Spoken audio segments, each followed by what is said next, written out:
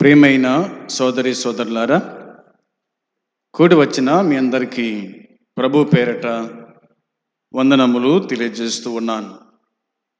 దేవుని మహాకృపను బట్టి మరలా ఈ దినమున దేవుని సన్నిధికి రావడానికి ఆయన మనకు తన కృపను అనుగ్రహించున్నాడు. ఈ దినమున దేవుని వాక్యమైన బైబిల్ నుండి కొన్ని విషయాలు మనము ధ్యానం చేద్దాం. మన వాక్య భాగము 23వ కీర్తన. 23వ కీర్తన మొదటి నుండి 2 వచనాలు మనం చదువుదాం. యెహోవా నా కాపరి, నాకు లేమి కలుగదు. పచ్చిక గల చోట్ల ఆయన నన్ను పరుండజేయుచున్నాడు. శాంతికరమైన జలముల యొద్ద నన్ను నడిపించుచున్నాడు. దేవుడు ఈ మాటలు దీవించి మనకు సమృద్ధిగా అనుగ్రహించునుగాక. ఆమేన్. ప్రియమైన వారలారా, గత దినమున మనము ఆయన నన్ను పరుండజేయుచున్నాడు అనేటువంటి అంశం మీద మనము ఆలోచన చేసినాం. ఈ దినమున శాంతికరమైన జలముల యొద్ద నన్ను నడిపించుచున్నాడు. దేవుడు తన గొర్రెలైనటువంటి వారిని శాంతికరమైన జలముల యొద్ద అనే మాట ఉంది. శాంతికరమైన జలములు. యేసుక్రీస్తు ప్రభు ఆయన ఈ భూమి మీద ఉన్నప్పుడు తనను వెంబడించేటువంటి శిష్యులతో ఆయన చెప్పిన మాట, నేను మీకు గుర్తు చేయతలంచుచు ఉన్నాను. అదేమనగా, దేవుని వాక్యం మనకు జ్ఞాపకానికి తీసుకొని వస్తుంది. ఆ మాట నేను జ్ఞాపకం చేస్తాను. యోహాను సువార్త 7వ అధ్యాయము 37వ వచనము చూడాలి. యోహాను సువార్త 7వ అధ్యాయము 37వ వచనములో యేసుక్రీస్తు ప్రభు మాట్లాడుతూ, ఆ పండగలో మహాదినమైన అంత్యదినమున యేసు నిలిచి, ఎవడైనను దప్పిగొన్న ఎడల నా యొద్దకు వచ్చి దప్పి తీర్చుకొనవలెను. నా యందు విశ్వాసముంచు వాడెవడో లేఖనము చెప్పినట్లు వాని కడుపులో నుండి జీవజల నదులు పారునని బిగ్గరగా చెప్పెను. తన యందు విశ్వాసముంచు వారు పొందబోవు ఆత్మను గురించి ఆయన ఈ మాట చెప్పెను. ఈ 3 వచనాల్లో రాయబడిన మాట మనం జ్ఞాపకం చేసుకుంటే, జీవజల నదులు, దీని గురించి దేవుడు చెప్పిన మాట పరిశుద్ధాత్మ గురించి ఆయన మాట్లాడుకుంటూ వచ్చినాడు. కాబట్టి ఎవడైనను దప్పిగొన్న ఎడల నా యొద్దకు వచ్చి దప్పి తీర్చుకొనవలెను. నా యొద్దకు వచ్చి దప్పి తీర్చుకోవాలా? సమరయ స్త్రీతో మాట్లాడుతూ దేవుడు ఏం చెప్పాడు 4వ అధ్యాయంలో? ఈ నీళ్లు త్రాగువాడు మరల తప్పికొంటాడు అని ఆయన చెప్పినాడు. చూడండి 13వ వచనం. అందుకు యేసు, ఈ నీళ్లు త్రాగు ప్రతి వాడును మరలా దప్పికొనును. నేనొచ్చు నీళ్లు త్రాగు వాడెప్పుడును దప్పికొనడు. నేను వానికిచ్చు నీళ్లు నిత్య జీవమునకై వానిలో ఊరేడి నీటి బుగ్గగా ఉండునని ఆమెతో చెప్పాను. మనము తాగేటువంటి ఈ నీళ్లు మరలా దప్పికైతాయి, మరలా దాహం అవుతూనే ఉంటాయి. అయితే నేనిచ్చు నీళ్లు త్రాగువాడు అన్నాడు. అవునా? వాడెప్పుడు దప్పికొనడు. నేనిచ్చు నీళ్లు త్రాగు వాడెప్పుడు దప్పికొనడు. నేను వానికిచ్చు నీళ్లు నిత్య జీవమునకై వానిలో ఊరేడి నీటి బుగ్గగా ఉండును. ఏమి నీళ్ళు ఇవి అంటే నిత్య జీవమునకై వానిలో ఊరేడి నీటి బుగ్గ. నిత్య జీవానికి తీసుకుని వెళ్ళినటువంటి నీటి బుగ్గ అనే మాట దేవుని వాక్యమే మనకు జ్ఞాపకం చేస్తూ ఉంది. ఆ స్త్రీ చెప్పిన మాట ఏంటంటే, అయ్యా, నేను దప్పికొనకుండానట్లు చేదుకున్నటకు ఇంత దూరం రాకున్నట్లు ఆ నీళ్లు నాకు దయచేయమని అడిగిందంట. నేను దప్పికొనకుండా ఇంత దూరం రాకుండా ఆ నీళ్ళు నాకు దయచేసి సరిపోతుంది కదా. అప్పుడు అన్నాడు యేసుక్రీస్తు ప్రభువు, నీవు వెళ్ళి నీ పెనిమిటిని పిలుచుకొని ఇక్కడికి రమ్మని ఆమెతో చెప్పాడు. సరే, నీకు ఆ నీళ్ళు ఇస్తాను, అయితే నువ్వు ముందు వెళ్ళి నీ పెనిమిటిని పిలుచుకొని రాపో, నేను నీకు ఆ నీళ్ళు ఇస్తాను అని ఆయన అన్నాడు. అంటూ ఆమె ఏమనిందంటే ఆ మాటకు, నాకు పెనిమిటి లేడు అనగా యేసు ఆమెతో, నాకు పెనిమిటి లేడని నీవు చెప్పిన మాట సరియే, ప్రభువేమో నీ పెనిమిటిని పిలుచుకురాపంటే ఆమె నాకు పెనిమిటి లేడు. అది వాస్తవమే, ఆమెకి పెనిమిటి లేడు, భర్త లేడు. అయితే ఆమె రహస్యాన్ని యేసుక్రీస్తు బయటపెట్టాడు. నీకు 5 పెనిమిట్లుండిరి, ఇప్పుడున్నవాడు నీ పెనిమిటి కాడు, సత్యమే చెప్పితివని. నీకు 5 ఉండిరి, ఇప్పుడుండేది 6వాడు. తన రహస్యాన్ని ఆయన బయట పెట్టాడు. జీవజల నది, జీవజలము, జీవాన్ని తీసుకుని వెళ్ళేటువంటి ఈ నీళ్లు కావాలంటే నీలో ఎటువంటి పాపానికి చోటు లేకుండా చూసుకోవాలా, నీ దేహాన్ని కడుక్కోవాలా, నిన్ను నువ్వు పరిశుద్ధంగా చూసుకోవాలా. అప్పుడు దేవుడు నీకు ఈ నూరు అనుగ్రహిస్తాడు.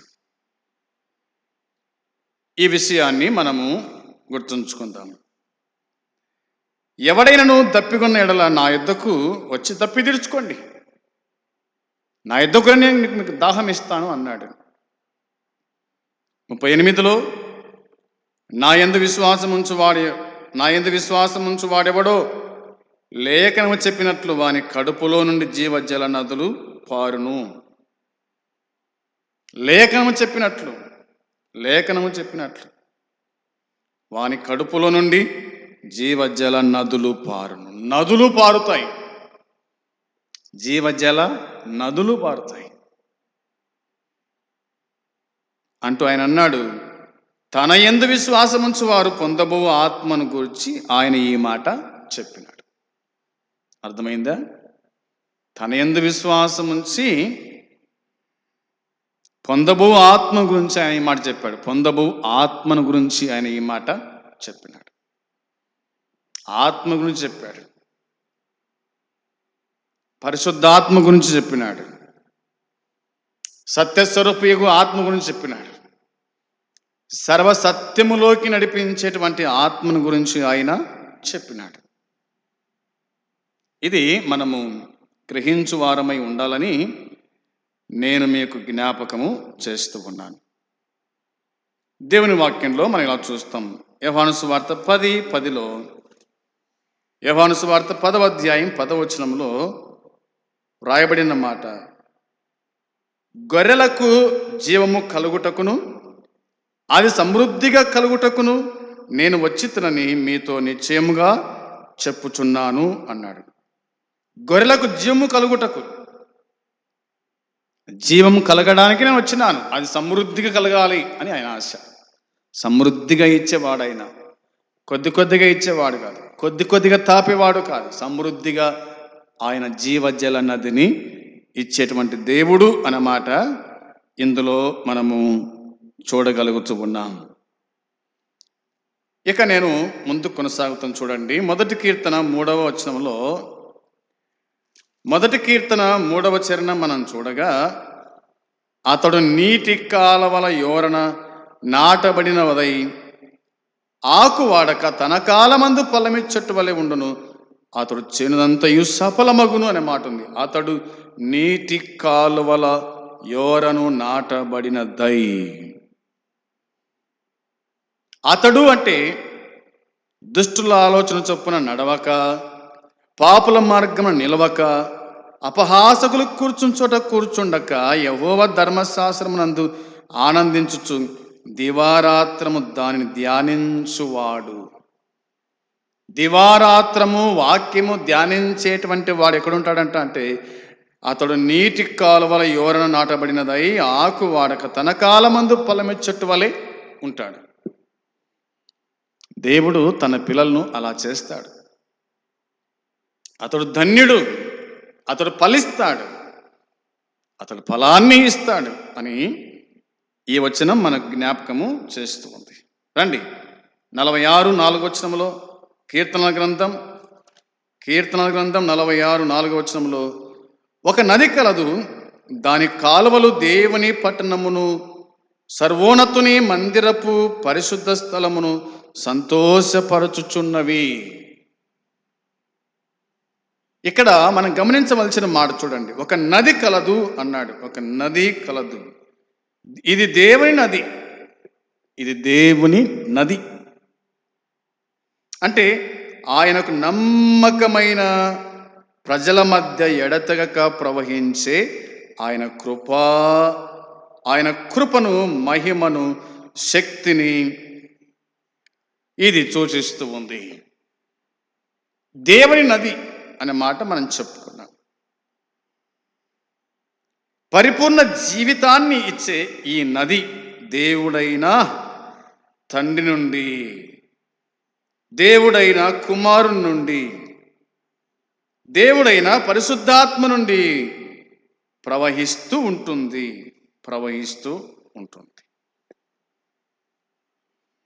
అది దేవుని సింహాసనం నుండి ప్రవహిస్తూ భూమి మీదనున్న విశ్వాసులకు సేద తీరుస్తూ ఉంటుంది.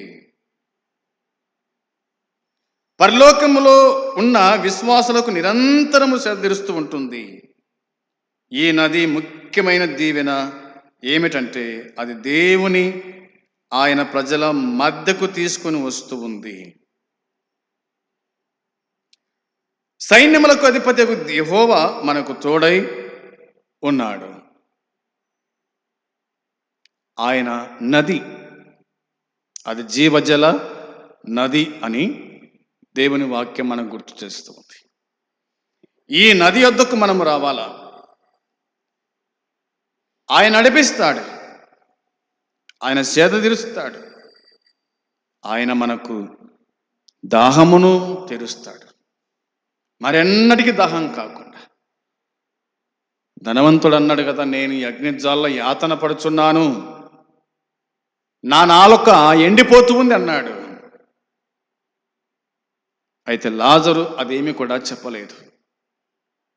దేవుని పరదేశంలో ఉన్నాడు, అబ్రహాము రొమ్మున అనుకున్నాడు, నిత్య విశ్రాంతిని తీసుకుంటూ ఉన్నాడు.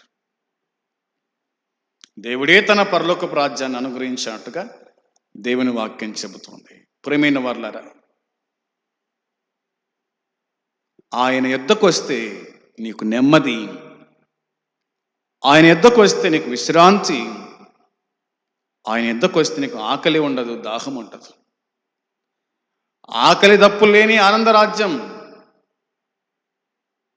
అబ్రహాము ఎదురు చూశాడు, భక్తులు ఎదురు చూశారు. ఆ రాజ్యం చేరాలంటే ఖచ్చితంగా యేసుక్రీస్తునకు హృదయాన్ని అప్పగించాలి,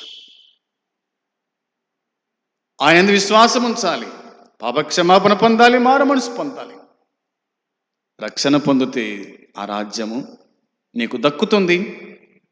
అట్టి కృప దేవుడు మనందరికీ సహాయము చేయునుగాక. ఆమేన్. ప్రార్థన చేద్దాం. తండ్రి, నీకు వందనాలు, స్తోత్రములు, స్తుతులు చెల్లించుకుంటున్నాను. చెప్పబడిన ఈ చిన్న మాటలు దీవించి ఆశీర్వదించండి.